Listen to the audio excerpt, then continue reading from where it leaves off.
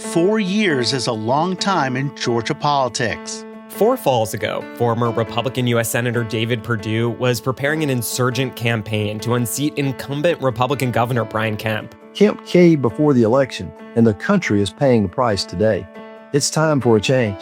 And Democrat Stacey Abrams was beginning her second bid for the governor's mansion. I want you to stand with me, I want you to run with me, and I want you to win with me. Because in November of 2022, we are going to become the governor of the great state of Georgia, of one Georgia. So together, let's get it done. I'd covered Georgia politics for years, but had only been at WABE for a few weeks. And I was just arriving in Atlanta from Washington, D.C. And since then, Kemp went on to trounce Perdue and Abrams. Well, thank y'all so much. It looks like the reports of my political death have been greatly exaggerated. Democrat Raphael Warnock defeated Republican Herschel Walker in another nail-biter runoff. I can hear my dad of blessed memory say, get up, get dressed, put your shoes on, get ready. Are you ready, Georgia? I'm ready. Then former President Donald Trump was indicted in Georgia and booked in the Fulton County Jail. A Fulton County grand jury returned a true bill of indictment, charging 19 individuals with violations of Georgia law arising from a criminal conspiracy to overturn the results of the 2020 presidential election in this state. Then, over a dizzying summer, Democrat Joe Biden flubbed a critical debate here in Atlanta. Making sure that we're able to make every single solitary person eligible for what I've been able to do with the COVID. With dealing with everything we have to do with. Look, if we finally beat Medicare. Thank you, President Biden. President Trump? Well, he's right. He did beat Medicare. He beat it to death. And then his vice president, Kamala Harris, held her first official rally as the presidential nominee down the street. So, Georgia, it is so good to be back. And I am very clear. The path to the White House runs right through this state. And you all helped us win in 2020, and we're going to do it again in 2024. Yes, we will. And then President Donald Trump won the electoral votes he tried to steer his way in 2020. I return to the presidency confident and optimistic that we are at the start of a thrilling new era of national success. Through Gold Dome Scramble, Georgia Votes, and then Plugged In, we got to bring you along for all of it. But today, we've got some news. I'm headed back to Washington, D.C. to cover Congress. And this will be the last episode of Plugged In. On today's final show, I'll share some reflections on 4 years covering Georgia politics. And I'll look ahead to what I've got my ears and eyes on for WABE in the year ahead. I'm WABE politics reporter Rahul Bali. I'm WABE politics reporter Sam Gringlas, and this is Plugged In from WABE.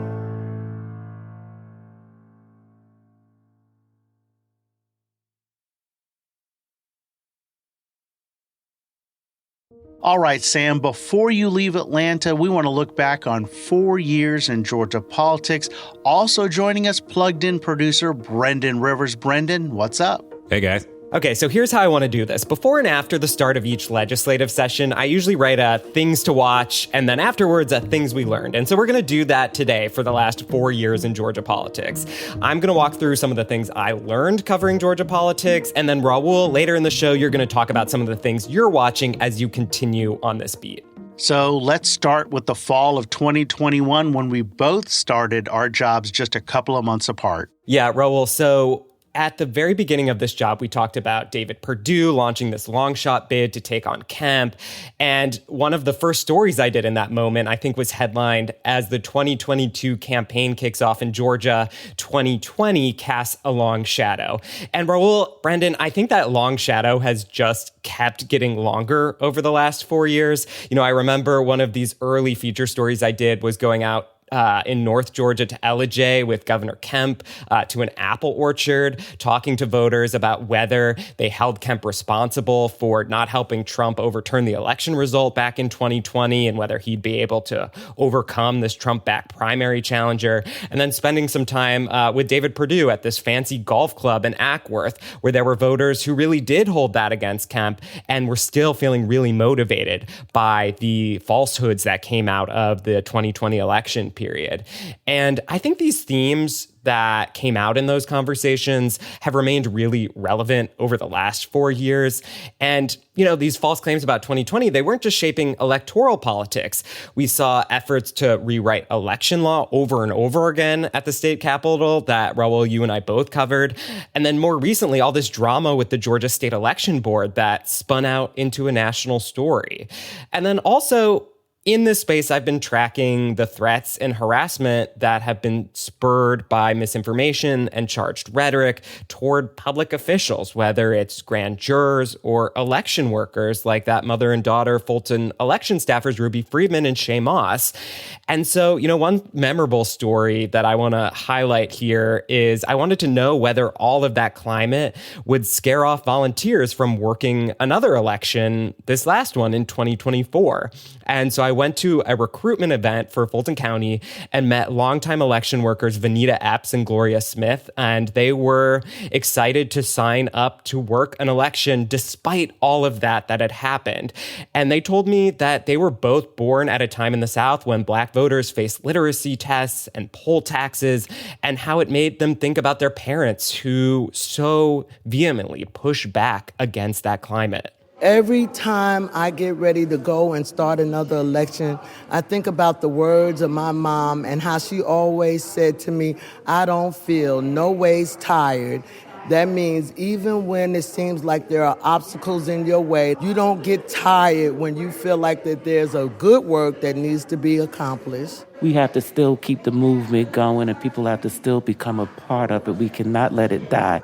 And Rahul, over my time in Georgia, I met so many people really profoundly shaped by 2020 in other ways on all sides. You know, Jake Maxwell is a person I talked to. He was 19 when he stormed the Capitol on January 6th. And I interviewed him this year just after he'd been able to cut off the ankle monitor because he was charged and convicted of crimes connected to that day and had later been pardoned by President Donald Trump when he took office this year. And Maxwell told me he wouldn't change any of his actions. And I think this is just another example of how disinformation keeps having these real world consequences. You know, just last month, a shooter fired hundreds of rounds at the CDC campus in Atlanta. Authorities say the suspect blamed the COVID-19 vaccine for his mental health problems. And we're also in this moment where this heightened political rhetoric is leading to violence in other spaces. Think about those 2 Democratic Minnesota state lawmakers who were killed. And of course, last week, the assassination of conservative activist Charlie Kirk. And Sam, we've kept using this word unprecedented over and over again since I joined the show. And I think when you came, you knew that Georgia politics was going to be kind of a wild ride because of everything that happened in 2020.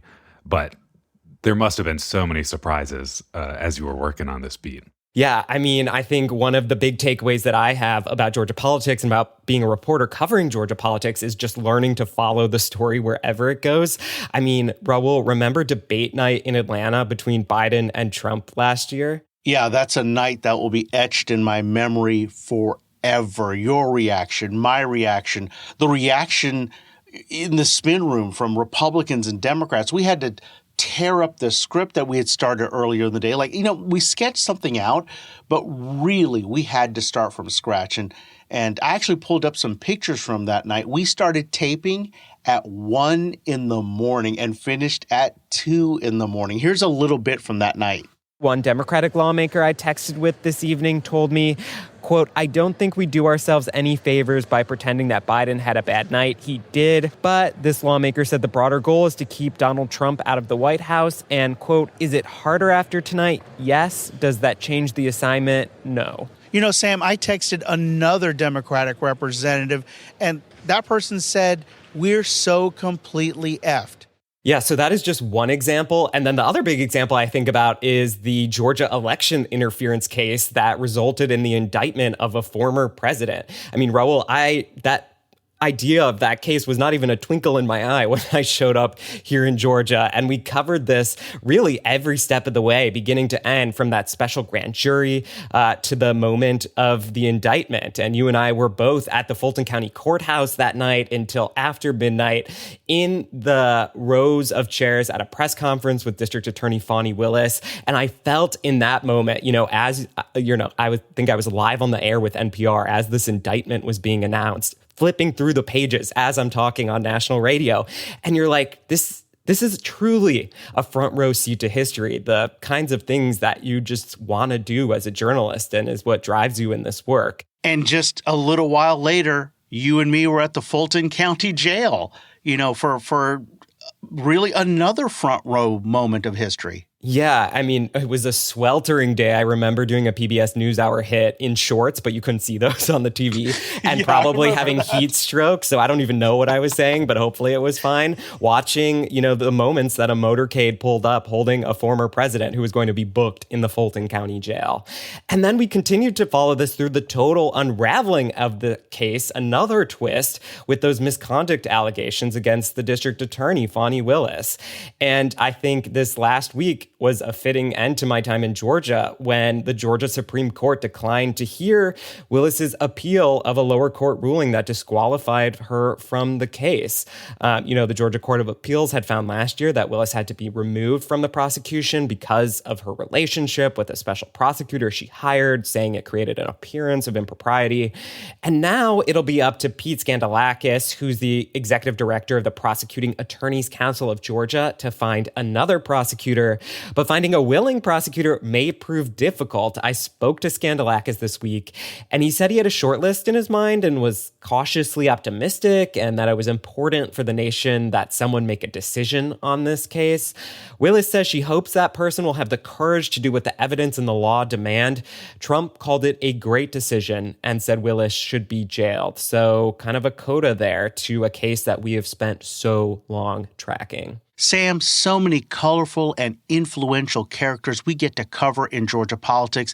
And people outside of Georgia, they often look to us to learn about them when they first really start to appear on the national stage. Fulton County District Attorney Fani Willis is one of them. Oh, for sure. And I think DA Fani Willis is one of the most interesting political players that I've gotten to cover. She has this really unique personality, and the trajectory of her story over the last couple of years has been such a roller coaster. And one of the moments that I really enjoyed covering was this kind of unique time last year when not only was DA Willis on the ballot for re-election, but so was Donald Trump, the lead defendant in her racketeering case, and so was the judge overseeing the whole thing, Scott McAfee.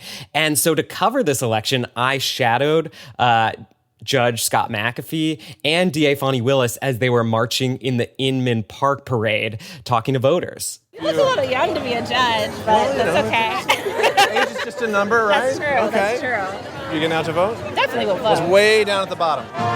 Willis is also campaigning for office, also in this parade. A few blocks away, she pokes out of the sunroof of a black SUV, a bodyguard riding shotgun. A few revelers boo, but the response mostly sounds like this. We love you! Keep it up! Another really fascinating character that we've gotten to cover has been Republican Governor Brian Kemp. He's almost been kind of the ultimate tightrope walker in a way, having this really tortured on-again, off-again relationship with President Donald Trump stemming back to 2020. And then also, it's been interesting to watch him navigate a fine line on other issues too, namely on electric vehicles, for example, which has been in the news in the last week or so. Kemp has wanted to make Georgia the electric mobility capital of the world, but he also has framed it, less in the context of climate change and has been critical of some of the federal incentives for consumers that has helped bulk up some of this industry. And then this tension also came to the fore with this raid at the Hyundai electric vehicle plant last week that exposed some tensions between Republican immigration priorities and this push to make more products, including electric vehicles, vehicles here in the United States. That was on full display again this week as I headed out east of Atlanta to Social Circle, Georgia, for a ceremonial groundbreaking at Rivian's proposed $5 billion plant. We talked to Governor Kemp about a $6.6 billion federal loan for Rivian that was granted in the final days of the Biden administration, and the questions of what could happen now that it's in the hands of the Trump administration, because there's been criticism from some on the right about this. So here's Governor Kemp talking about that. They're going to be making vehicles in the United States of America, in the state of Georgia. It's going to be a Georgia-made vehicle. That is what Donald Trump ran on. I think what he, like me, was so frustrated with the Biden administration is when they passed IRA, they were picking winners and losers. It needs to be a level playing field for everybody. And so what you again hear there is him trying to balance on this tightrope between, the funding that Rivian needs for their plant versus, Republican priorities in Washington. Okay, Sam, so this was before my time in Georgia, but I am curious to hear what it was like covering that really fascinating matchup between Herschel Walker and Raphael Warnock for Senate. Yeah, I mean, as we're talking about interesting characters in Georgia politics, I would put both of these guys at the top of that list. Warnock and Walker were born just 7 years and 115 miles apart in South Georgia. So they kind of came of age in a very similar time in Georgia history. But their upbringings and their experiences with race in South Georgia at this time really shaped their differing trajectories and approaches to talking about race in American life. And for a profile of them, I got to interview some of their early mentors who really knew them at this formative time, including Walker's high school track coach, Tom Jordan, and Warnock's mentor at Morehouse College, Dean Lawrence Carter. And the clip we're about to hear begins in this moment where there were racial justice protests against the Klan in Walker's hometown, and there was a lot of pressure for him to speak out. Well, he had white people calling him the N-word, and he had black people calling him Uncle Tom. And he was just searching for his spot. Raphael Warnock, however, was finding his spot at Morehouse College. It was at the chapel where Warnock's ideas about racial justice and faith coalesced. And when our chapel is packed and our 6,000 pipe organ is sounding in their ears, surrounded by people who are doing bold things, that pours iron into your spine. And before we move on from Walker, I've just got to revisit kind of a standout moment for me from that 2022 campaign. You can call me Herschel. Mr. Walker is old. I'm not that old.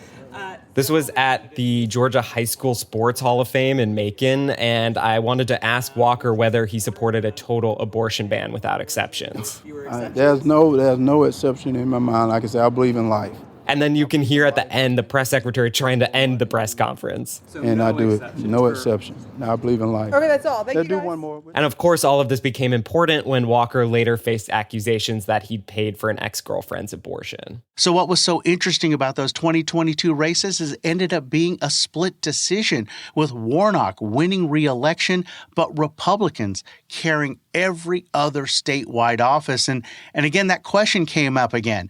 Is Georgia purple? Yeah, I mean, after 2020, all eyes really turned to Georgia. And a big question I've wanted to track since then is whether 2020 was an aberration or a tectonic shift. And as with many things that we cover, I think it's a nuanced answer.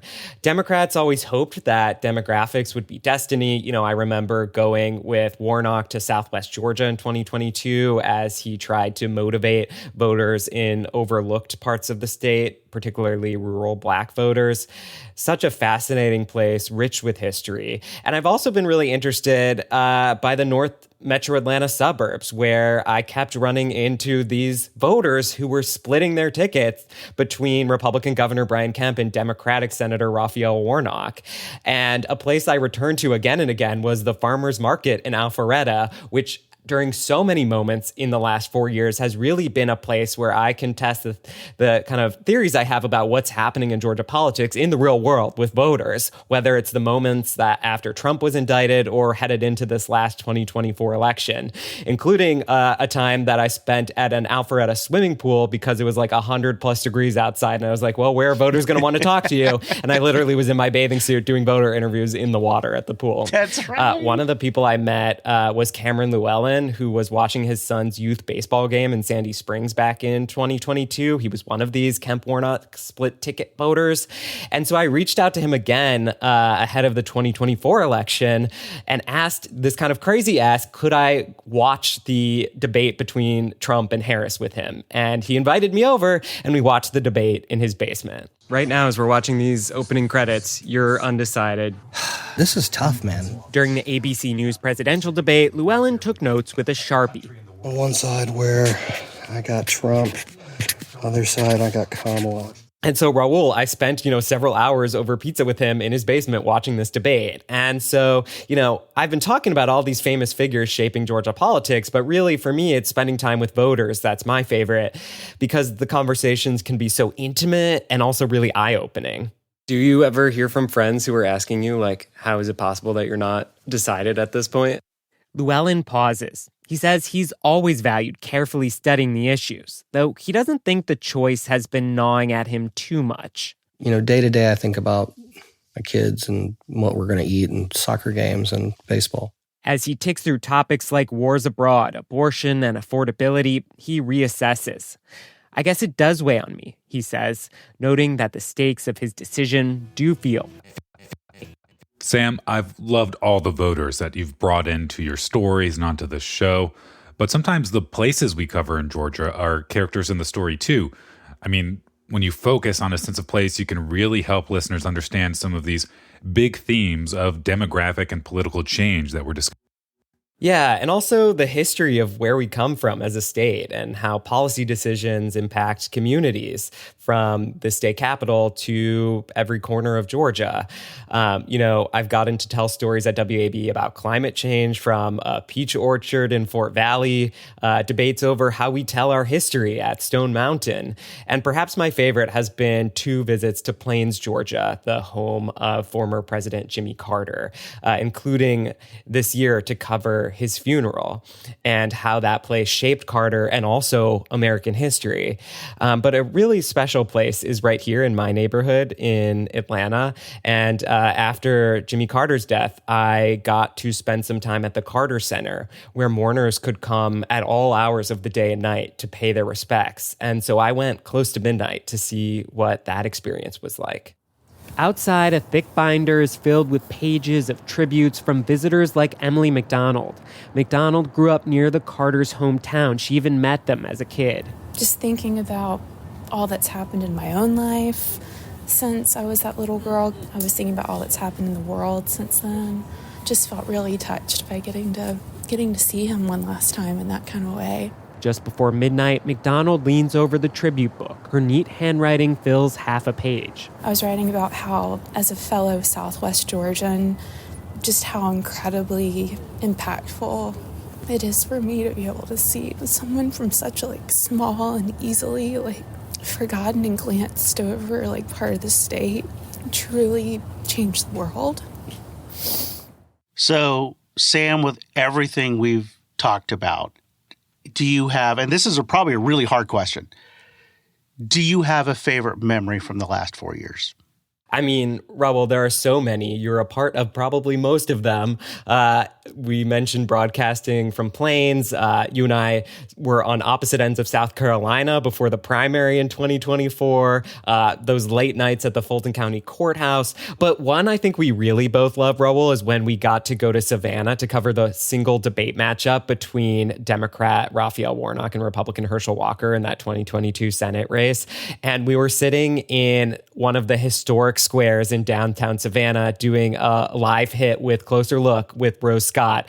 And this is how that conversation ended. I gotta say, I did a ghost tour last night here in Savannah. A ghost tour? I am also convinced that the house that we were staying in, that our editor Susanna picked out, might also be haunted. I don't know if I slept a wink last night.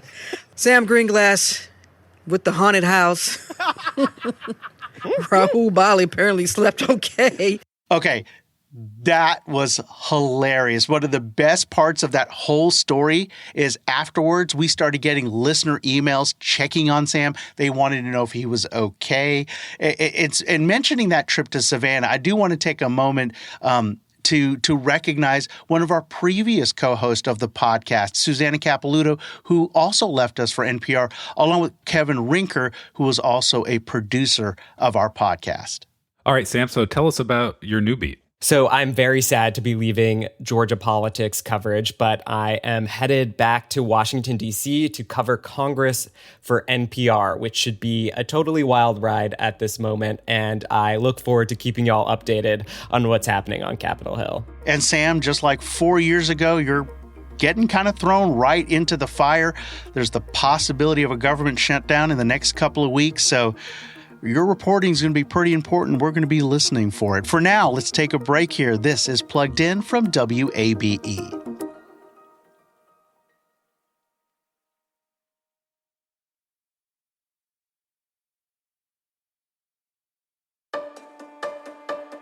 Welcome back to Plugged In from WABE. Okay, so Sam, the WABE politics coverage will continue in your absence. And Rahul, you've been thinking about a few big themes that you're going to be following in the months and years ahead. Where do you want to start? I mean, this may seem obvious, but the 2026 races are going to be wild, incredible, exhausting. I mean, there's plenty of words that can go with it. You know, Governor Brian Kemp is term limited, so that means it's an open race to be governor. And on the Republican side, you've got Lieutenant Governor Burt Jones, State Attorney General Chris Carr, and as of this week, Secretary of State Brad Raffensperger. I'm a conservative Republican, and I'm prepared to make the tough decisions. I follow the law and the Constitution, and I'll always do the right thing for Georgia, no matter what. By the way, something I noticed in his ad, no direct attacks on Republicans like President Trump. And he's framing himself as a conservative businessman, not the Georgia Secretary of State who stood up to Trump. That's right. Now, over on the Democratic side, there's former Atlanta Mayor Keisha Lance Bottoms, former DeKalb CEO and State Labor Commissioner Mike Thurmond, and now former State Senator Jason Estevez. He just resigned. Also jumping into the race this week, former Republican Lieutenant Governor Jeff Duncan, running as a Democrat. I've never wavered in taking on Trump. So Georgia Republicans threw me out of their party. I was leaving anyway. Now I'm running for governor as a proud Democrat. Rahul, so many of these candidates, I'm realizing, were shaped by the crucible that was the tumultuous year 2020. Another example of the long shadow that year really cast. Yeah, Trump asking Raffensperger to find him votes, Burt Jones signing on to an electoral college slate claiming Trump had won Georgia, then Lieutenant Governor Jeff Duncan not going along with some of Trump's demands. That eventually led him to leaving the party, and then Bottoms being Atlanta's mayor during COVID and the George Floyd protest. And look, the Trump effect continues, and it goes way beyond politics. Like I mentioned in the first segment, the federal loan for Rivian, there's the effect on the state budget, whether it's Medicaid dollars or education dollars. And Sam, you know that I enjoy covering the state budget, and I think there's going to be a lot going on there when it comes to that Trump-Kemp dynamic. Okay, Rahul, so what are some of the bigger picture things that you're going to be keeping an eye on? You know, earlier in the show, Sam talked about the demographic shifts in Georgia, but there's another demographic shift that I'm starting to watch more and more, and we're starting to see it kind of percolate in politics, and that's the demographics around age. That high school graduating class, the ones that we had this past spring, that's going to be the biggest class of high school graduates Georgia's going to have, and now it goes downhill from there. There are so many implications around that, whether it's the closing of schools. I mean, we've already started seeing that with some of the districts around the Atlanta area. What is that going to mean for colleges, and what is that going to just mean for the general state budget with our population getting older and having fewer young people? Beyond the state budget, I'm going to be watching next year's legislative session, which starts in January, to find some of the themes that we could see in the campaign later in 2026. Look, we have like a dozen lawmakers running for statewide and congressional office. that either means we're going to get a lot done or nothing done during the General Assembly. And I wanted to finish on a more sensitive note, something that I noticed at that Rivian ceremonial groundbreaking that I was at the other day. The amount of law enforcement and security, something that even Governor Kemp noted when he spoke. I know we have a lot of folks from the local community that have joined us to celebrate, but we also have a lot of people, and more than usual, that are here protecting us today. We're very grateful for what you do every single day. And Sam, that brings us back to what you were talking about how misinformation and heightened political rhetoric can lead to real-world consequences, including violence. The assassinations of Charlie Kirk and the Minnesota lawmakers, along with the shooting at the CDC. I really do wonder what access to politicians is going to be like, whether it's campaign events the rest of this year and next year, or at the state capitol, or just in general. And Sam, Rahul, one of the things that I've really loved about working on Plugged In is that it's not just about politics. We get to feature these really in-depth policy conversations with reporters from across the WABE newsroom working on different beats. And this week I got to ask a few of them what they'll be watching for coming up, and here's what they had to say. I'm Molly Samuel, the Deputy Managing Editor at WABE. A few of the things I know we're going to be working on the next few months include stories about immigration detention in Georgia, a history and politics project we're working on looking back at the Reconstruction era in Georgia. We have stories coming up on the one-year anniversary of Hurricane Helene and how local officials are changing their approach to natural disasters. Also a land use and park issue here in Metro Atlanta. And some local cities that haven't had their own police departments but are looking to maybe form them. Hi, I'm Emily Wu Pearson, the immigration reporter for WABE.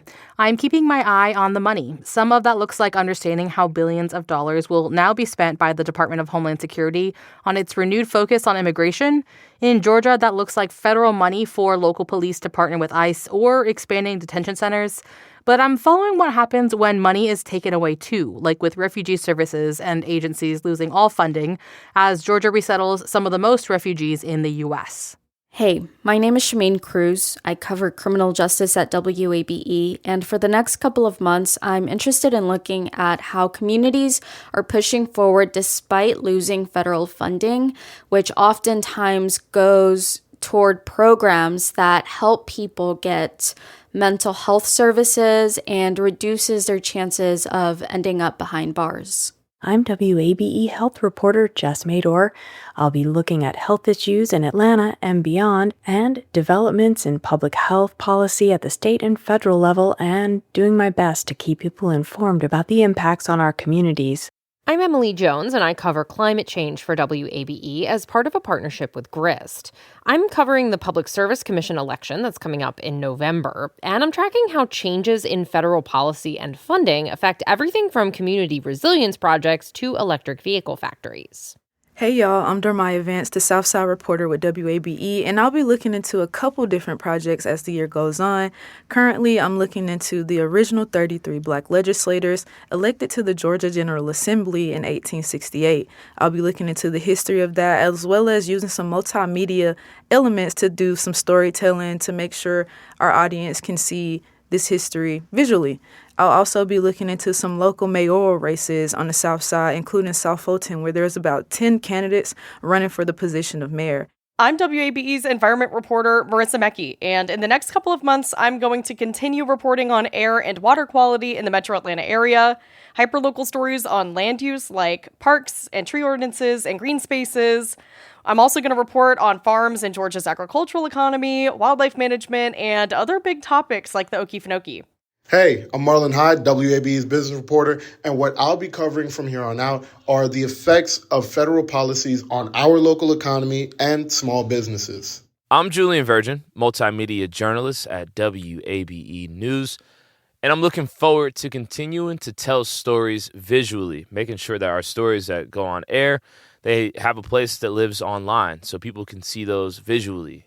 Well, working on Plugged In and all of its previous iterations has been so fun. The WABE News team is an incredible community. Our audience is incredible.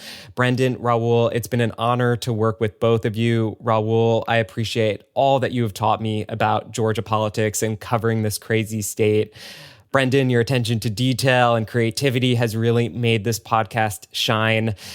I hope our audience has benefited from what we've been doing here. I believe so deeply in the power of this kind of explanatory step-back reporting where we take you on the road and introduce you to the people shaping the politics and policy in this state, in this nation. And I'm excited to keep watching all of the work that WABE and you two do to further that mission. Yeah, I'm really proud of the work that we've done here on this show. And it's been a real pleasure and honor to work with the two of you as well. And Sam, congratulations on the new gig. You're going to be sorely missed here, but thankfully we still got Rahul to kind of hold the fort down. You know what? I'm only just going to look ahead. I am so excited and looking forward to what both of you are going to do down the road for this kind of journalism. And I'm looking forward to what we do here at the WABE Newsroom to continue our coverage of politics and all other areas of news. That's it for Plugged In from WABE. Plugged In is produced by Brendan Rivers. Our managing editor is Alex Helmick. Plugged In's archive can be found at wabe.org/podcast/plugged-in or on the Plugged In show feed wherever you get your podcasts. And you can keep up with the WABE Newsroom and all of WABE's coverage of politics and policy at wabe.org and on the radio at 90.1, as well as podcasts like The Brief and Political Breakfast. And remember, as public media faces an uncertain funding stream, you can support this work with a gift at wabe.org/donate. I'm WABE politics reporter Sam Gringlas. I'm Plugged In producer Brendan Rivers. And I'm WABE politics reporter Rahul Bali. Thank you so much for listening.